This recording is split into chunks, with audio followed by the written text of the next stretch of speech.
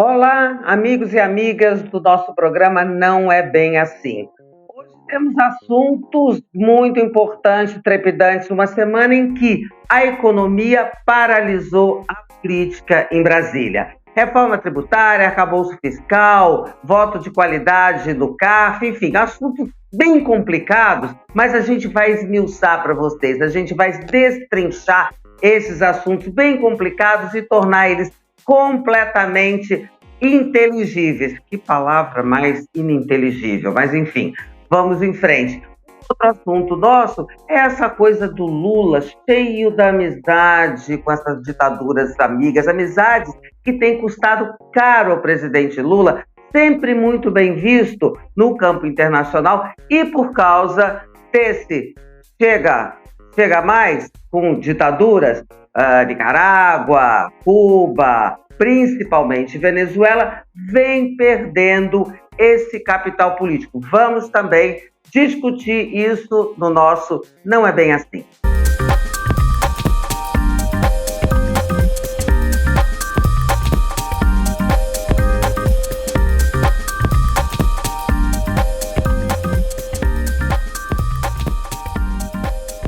Olá, amigos, olá, amigas, olá a todos. Estamos aqui mais uma vez com Não É Bem Assim, com Dora Kramer e seus amigos.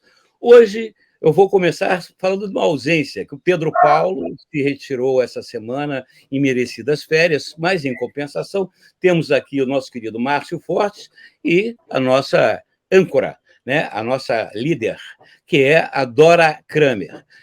Não se esqueçam de assinar esse nosso canal, dar o seu like desde já, porque o programa está muito bom, e recomendar aos amigos, né? Compartilhar este programa, avisar, dar dicas, né? Para as pessoas cada vez mais acompanharem aqui os nossos debates, as nossas discussões. Dora Kramer, como começamos hoje? Vamos começar pela economia, essa economia que paralisou a política. Gente, toda a discussão. Aí, olha, por que eu digo paralisou a política? Por exemplo, tem um assunto momentoso na política, que é a tal da CPMI do 8 de janeiro, onde acaba se discutindo governo Bolsonaro, governo Lula, oposição e governo, ela está paralisada. Por quê? Por causa das discussões da economia, a CPMI ficou paralisada. E qual é a principal discussão na economia?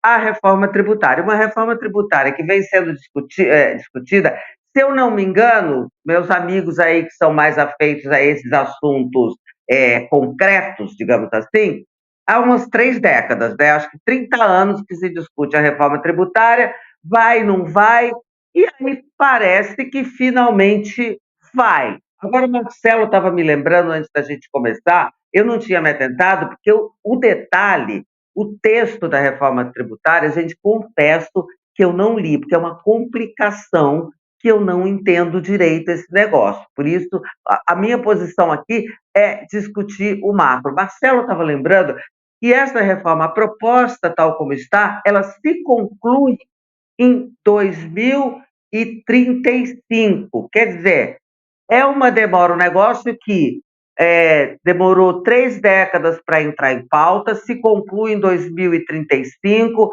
ou seja, é sob a égide da demora que estamos discutindo esse Brasil. Agora, eu vou lançar a pergunta: será que a reforma tributária agora vai mesmo aos trancos e barrancos? Vou jogar para o Márcio, vai. Eu acho que vai aos trancos e barrancos. E, portanto, os efeitos benéficos da reforma tributária serão menores do que a expectativa que havia 3, 4, 5 meses atrás. É uma coisa simples. Você disse que é complicado, nada de complicado. O tributo tem dois lados: quem paga e quem recebe. O governo recebe os impostos, a produção paga os impostos, tá certo? Esse é o polo da discussão. Até agora a discussão foi muito nesse período de quem vai pagar mais. Então houve uma reação do agronegócio, do setor de serviços, porque o atual sistema tributário privilegia, de uma certa forma, esses dois setores, em detrimento da indústria, que paga mais imposto do que o rendimento que dá. Por quê? Porque isso, o que nós estamos vivendo foi inventado lá em 1967, ou coisa que o valha, em pleno governo militar, na centralização da distribuição de valores pelo governo central. E o ICMS, que se tornou o maior, enfim, coisas simples. O maior imposto de todos é o ICMS. O ICMS sozinho é maior do que todos os impostos federais somados, só para a gente não se complicar. Então, você tem que trabalhar numa reforma tributária sobre o ICMS, ou então você não está reformando demais.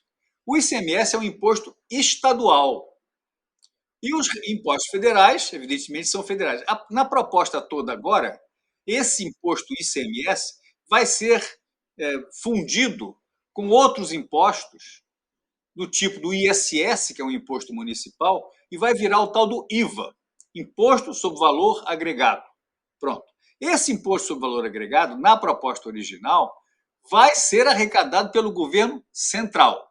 Então, daqueles que pagam os impostos, há uma discussão sobre quem vai perder e quem vai ganhar. Daqueles que recebem os impostos, há uma discussão de como é que vai ficar. Por exemplo, as prefeituras têm que pagar o salário dos professores no mês que vem. Se você corta o ISS, não tem dinheiro. Então, daí tem uma fase de transição. A transição é quem banca a perda. Quem vai bancar a perda é o governo central. Por isso, os 12 anos daqui até o final da aplicação. Porque isso tem que ser paulatino, enquanto as coisas vão se ajeitando e os novos impostos vão aparecendo e os antigos impostos vão diminuindo. É muito simples e muito complexo. Por quê? Porque tem privilégios embutidos no atual sistema. Tem o privilégio líder de visível é a Zona Franca de Manaus. Depois tem os subsídios à indústria automobilística, por exemplo. Dora, é uma coisa engraçada. A Zona Franca de Manaus tem essas isenções todas de impostos para gerar empregos lá. Então, ela gera lá um certo número de empregos. Se você pegar o dinheiro todo dos incentivos da Zona Franca de Manaus e dividir pelo número de empregados beneficiados, dá mais de 50 mil por mês para cada empregado. Era mais fácil dar 50 mil. Ou 5. 5, tá. Entendeu?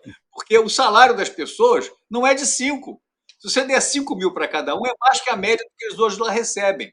E resolve o problema. Custa a 10ª parte para o país como um todo. Só que ela é simbólica. A Zona Franca de Manaus se tornou uma coisa simbólica. É na Amazônia, é o desenvolvimento da Amazônia, em termos antigos, que é a indústria estacionária, etc.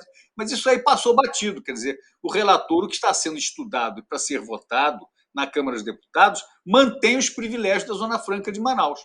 Foi um... Olha só, Marcelo, como você fala. Resolver.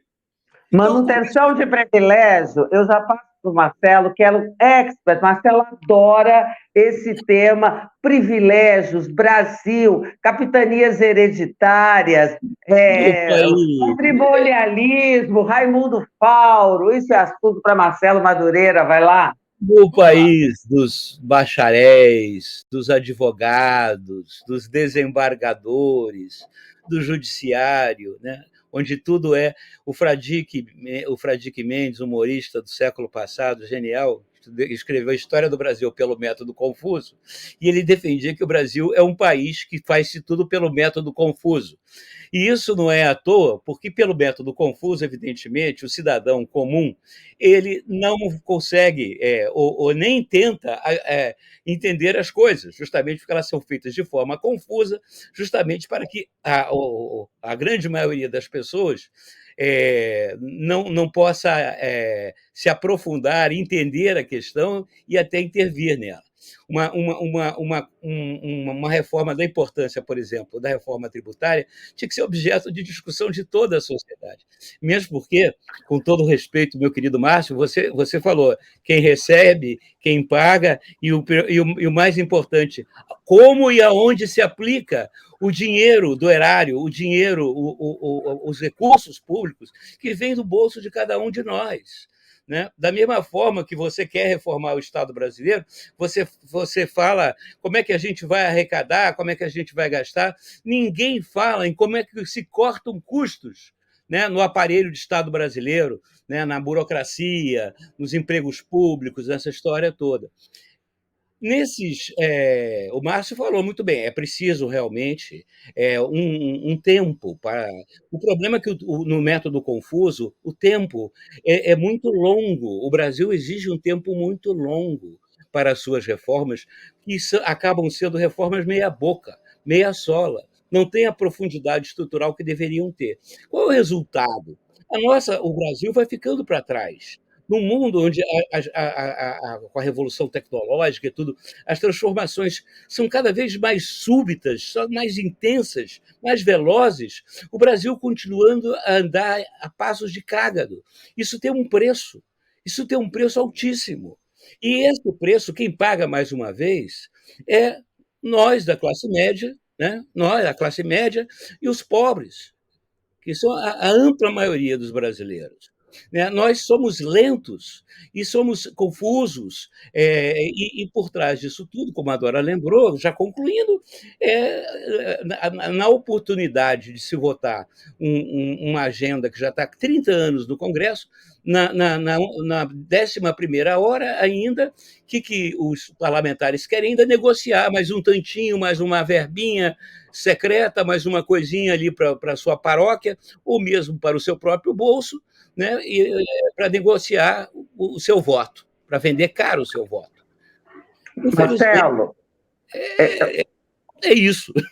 eu lembro aqui o seguinte, que a gente estava falando, a economia paralisou a política, né? Tudo está meio parado. Sabe o que não parou? E aí me veio, quando você falou, liberação de emenda não parou, tá certo? Essa continuou. A liberação... Hã? Duas coisas que não param no Brasil, duas coisas. A liberação das emendas e os boletos que não param de chegar na casa de cada um de todos nós. Pois é. E você falou também, Marcelo, em retrocesso, né? Quer dizer, o Brasil não apenas anda a passos de cágado, mas também corremos o risco de retrocessos. E o nosso assunto tem uma ligação aí com o primeiro assunto. Qual é o assunto? Uma posição, uma atitude de retrocesso, uma atitude retrógrada por parte do presidente da República, quando ele faz amizade com ditaduras aqui, por enquanto ele só fez com as da América Latina, né? Ainda não foi para outras ditaduras que o presidente antecessor fazia amizades também.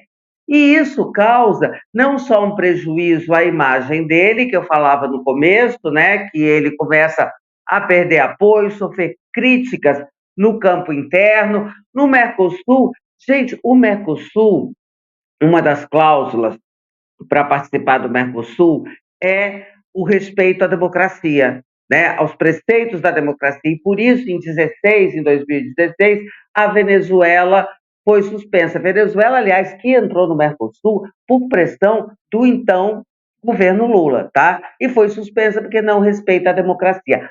Só que tem um detalhe: esse tipo de posição não traz só um prejuízo à imagem do Lula, porque se fosse só a imagem do Lula, Lula que se vire com este problema. Isso traz um prejuízo também ao país, não é não, amigos? Não só a imagem do país, é pior. Quer dizer, o país, nós já definimos, o país entendeu como um todo que ele, para se desenvolver, para ter prosperidade, diminuir a desigualdade, aumentar as oportunidades, precisa ser mais aberto ao mundo, precisa importar mais, exportar mais, trocar tecnologias, trocar ensino, propiciar que estudantes de outros países venham para cá, que os nossos vão estudar lá, que seja coisa... Aliás, esse exemplo, esse modelo foi usado nas últimas décadas pelos países do Sudeste Asiático com enorme sucesso. Então, ninguém está inventando a roda. Não só o Sudeste Asiático, outros países também fizeram.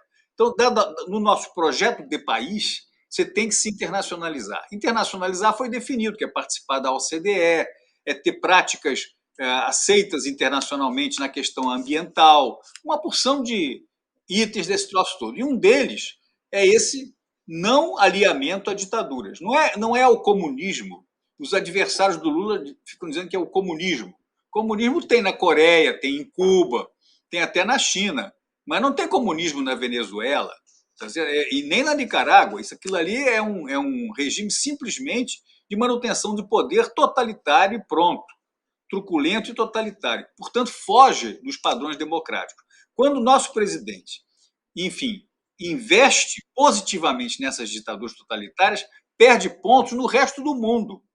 E não é ele que perde ponto, é o país que perde a oportunidade de ganhar essa janela de entrada no resto do mundo como um todo, que conseguimos quando o Lula foi eleito. Quer dizer, aquele primeiro movimento, antes da posse ainda, a presença no Egito, naquela conferência sobre o clima no Egito e tudo mais, dava uma expectativa que o Brasil seria, enfim, parte do lugar em que merece na comunidade das nações, pela dimensão e pela modernização das suas instituições, que agora se vê que são deficientes.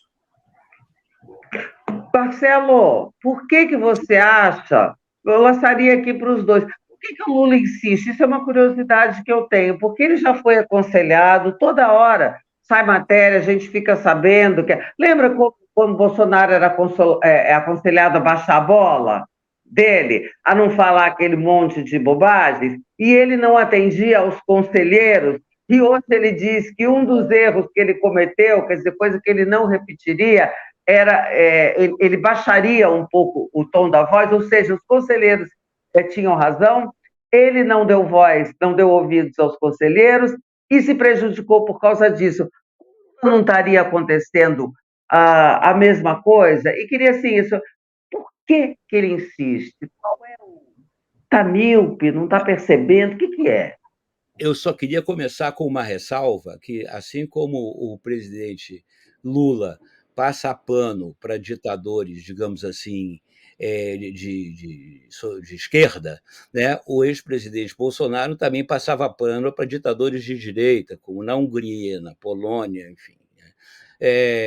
Talvez seja uma característica do populismo e da demagogia, seja ela de direita ou de esquerda.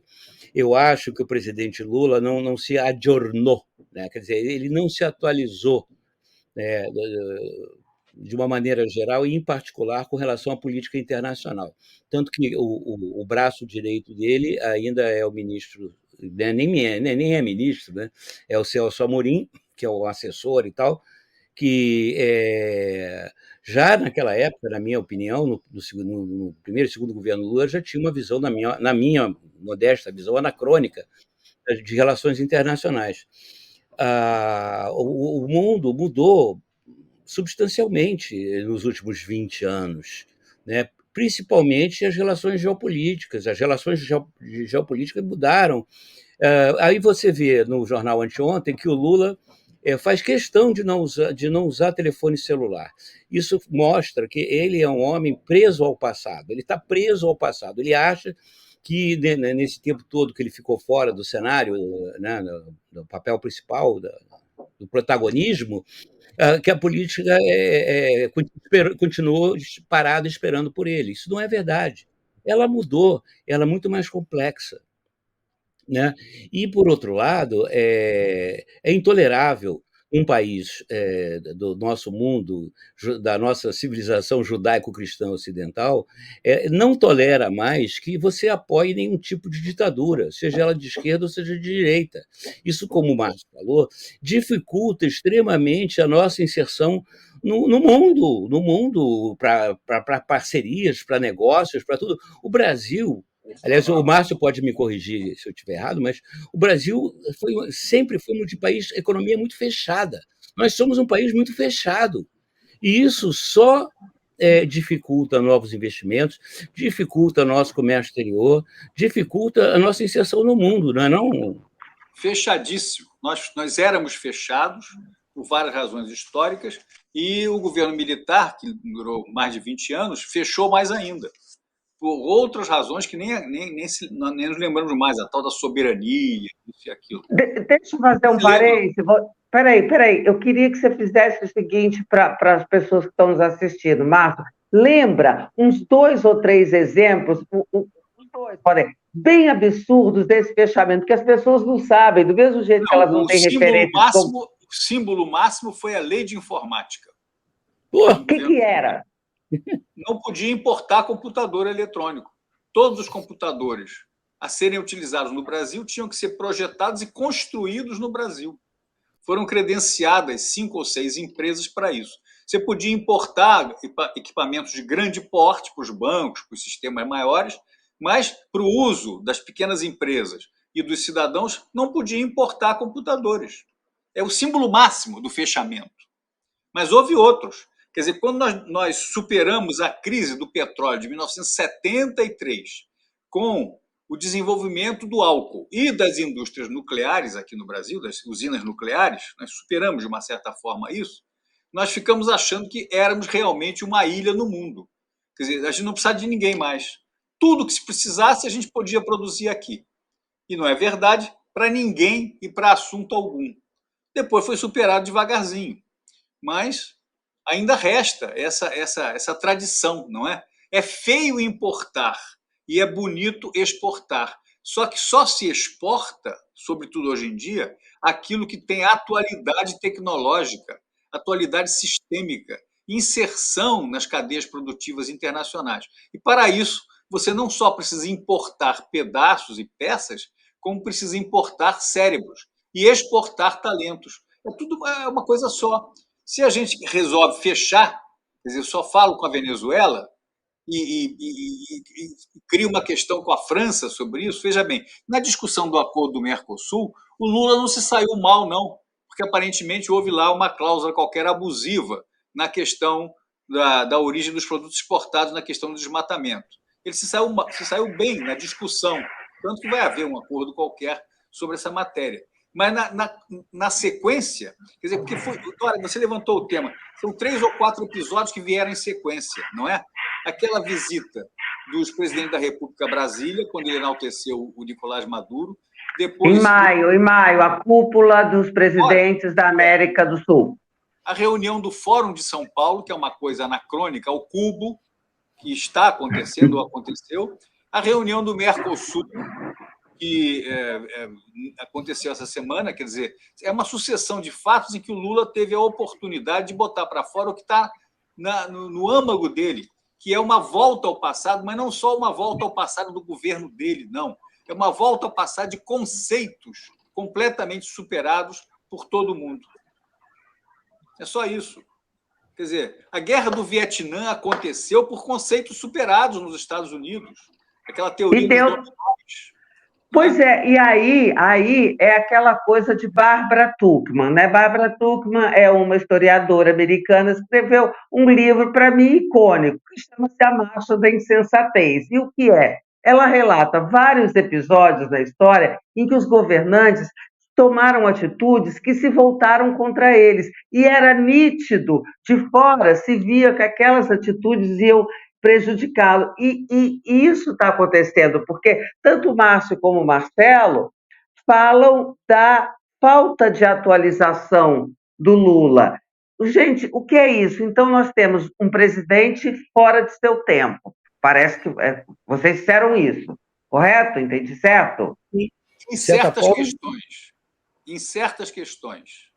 Um presidente fora de seu tempo traz um prejuízo ao país. Quando o Márcio estava aqui nos relatando os exemplos da ditadura, quando o país era completamente fechado, eu estava lembrando de uma outra coisa, assim, em que medida aquele tipo de posição, de atitude, isso reverbera ainda hoje, em termos de travar o Brasil para o desenvolvimento?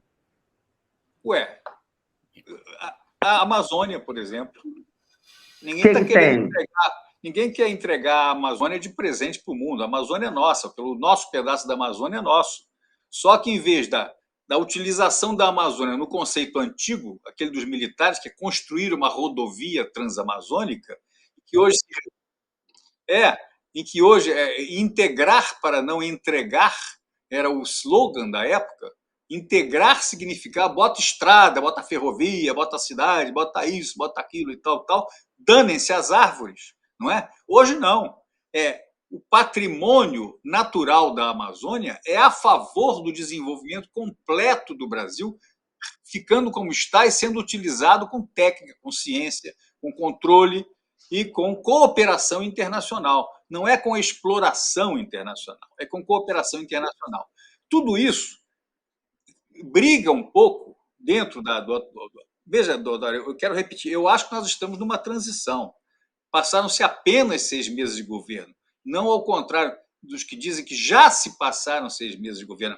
Ainda se passaram 6 meses de governo, ainda tem muito tempo pela frente. Houve ganhos nesse período, importantes na questão das relações humanas. O Ministério do Silvio Almeida está indo muito bem, não é? No Ministério da Saúde, o ganho de qualidade é, enfim, insuperável, porque realmente o Ministério da Saúde do governo Bolsonaro, qualquer um superaria, mas tem havido esse ganho. E mais ainda, essas observações que você fez sobre a economia vêm num momento bobo, porque os indicadores macro da economia brasileira estão indo bem. Diminui o desemprego, diminui a inflação, aumenta as exportações, aumenta as importações. Tudo isso aí são sinais positivos de que você pode, daqui para frente, ter uma política econômica atualizada, moderna. Só que ela vai brigar com a política externa ideológica que está acontecendo, porque dá insegurança aos eventuais parceiros internacionais, investidores ou consumidores internacionais.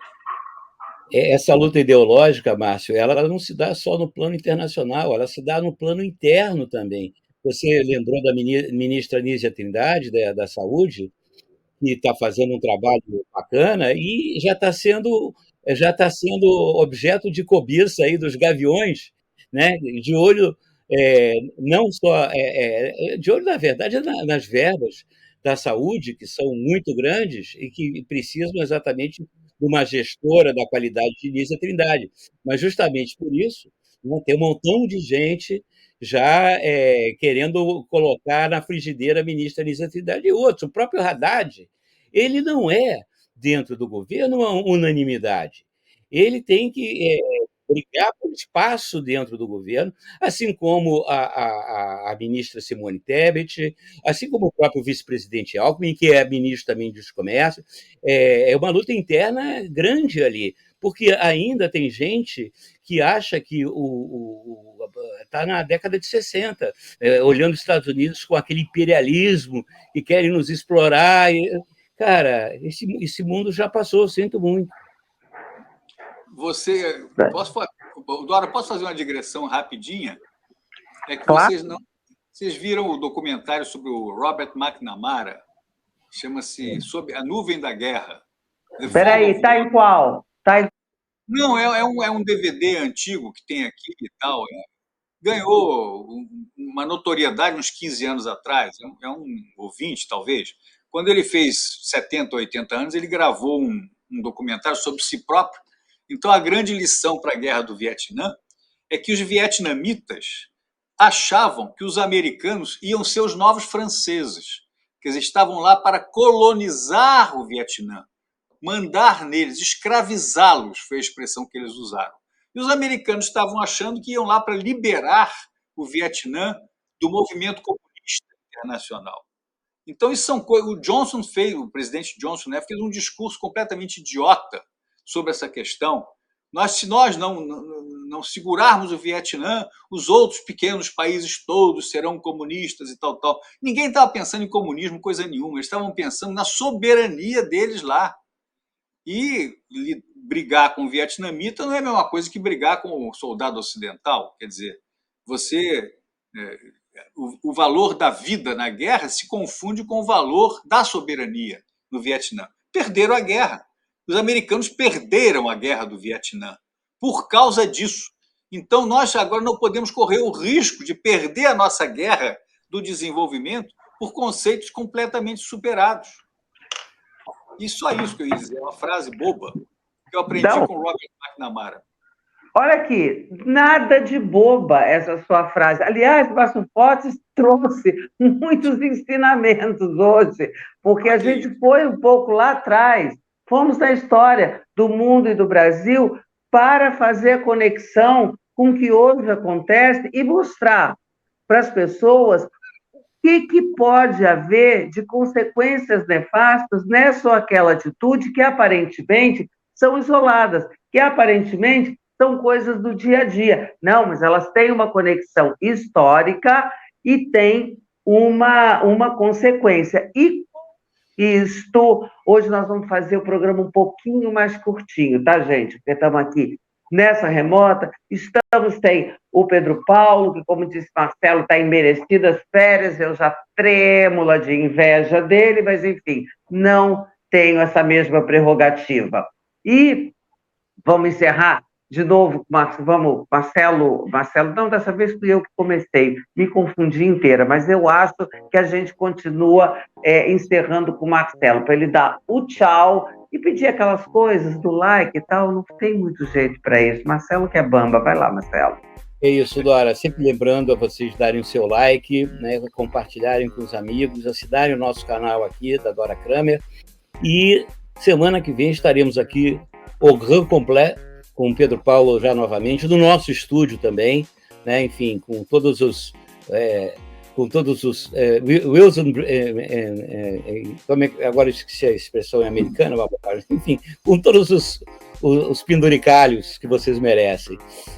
Até quarta-feira e vamos continuar com Não É Bem Assim. Tchau.